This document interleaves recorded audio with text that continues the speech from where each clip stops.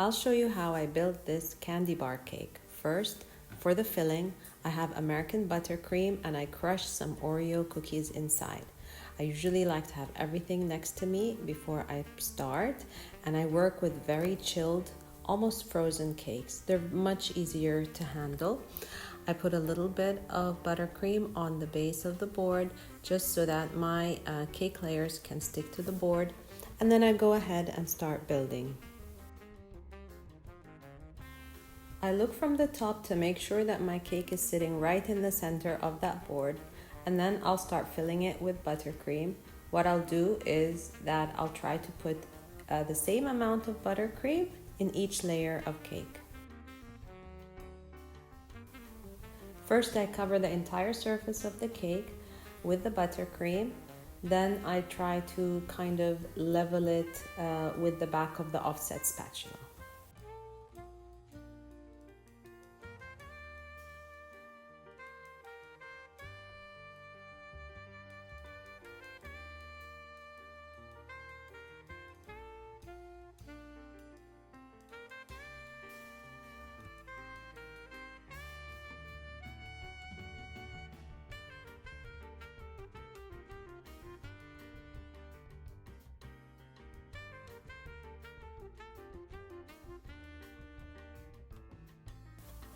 Always remember that the last level or last layer of cake, we always put it upside down so you kind of have a really flat surface on top of your cake. When everything is aligned and I feel like it's not leaning, I give it a small press down.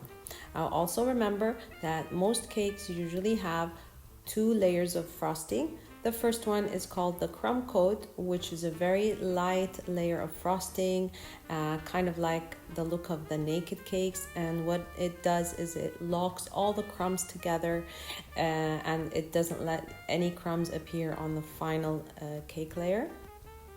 As you can see while I'm applying it, you can still see the cake under the frosting. I will go ahead and smooth it on the cake, but I do not spend a lot of time on it because it will be hidden with another layer of frosting.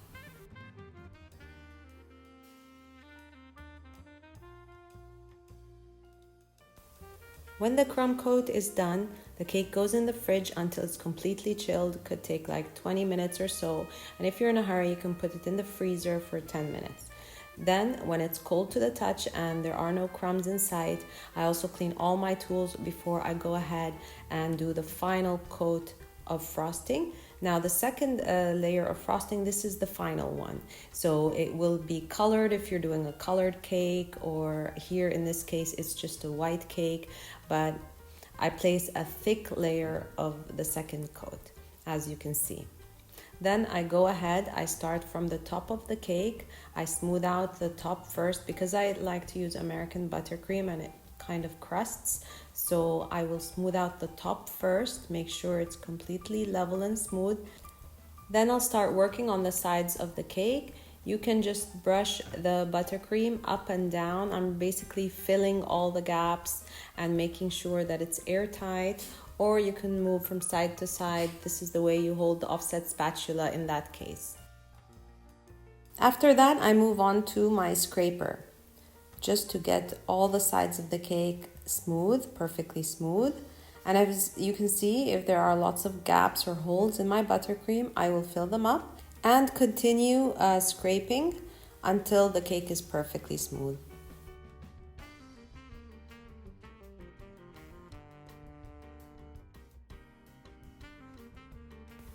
With every scrape, I have to remove all the buttercream from the scraper before I go again and put it back on the cake. I just want you to notice that I'm trying to hold the scraper very straight. I try to keep it flat on the board, and I'm always watching that my hand is very straight because that affects the shape of your cake.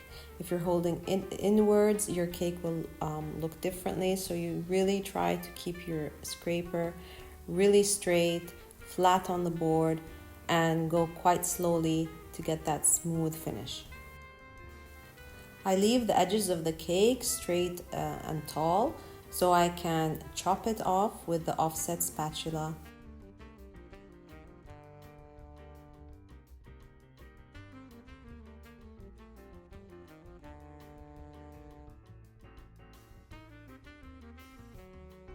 After the second coat of frosting, the cake goes back into the fridge and I chill it completely. That's because we are doing a chocolate ganache on top. So I've done the ganache, I've microwaved it until it's to the consistency that I want. And I'm always watching it because it has to cool down and it still has to be the right consistency. So remember, your ganache is cool, but make sure that it's the consistency you want. You can microwave it for 10 seconds or you can add a little bit more cream. I filled the piping bag with ganache and I cut a small tip from the top because we are using a piping bag for the drip. And then I go really slow and I apply a few drips. Then I will stop and really watch and see how far it's going. I like the speed that it's going. It's not going to touch the base, which I really don't like.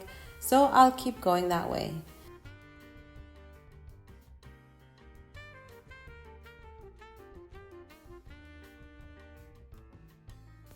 I like to apply the edge of the drip first, and then I go ahead and pour some more ganache on the top of the cake. This part I have to do it quickly because, as we said, the cake is chilled, so in contact with the chocolate can set fast. So I'll go ahead and just smooth out the chocolate on the top of my cake, and then I'll give it a swirl with the back of the offset spatula, just to kind of have a really nice finish. And I have all my candy bars ready for stacking. I also have like a regular knife, just if I need to puncture the cake. Sometimes if I place the candy bars, they just break while going in the cake because the cake is still chilled. There's no specific method for this. Kind of go with your creativity and what you like. If I'm making a candy bar cake for a child, I'll ask them what their favorite candy bars are and I'll make sure I have those on the cake. Also be careful if you're placing some candy bars with nuts for any nut allergies for the guests.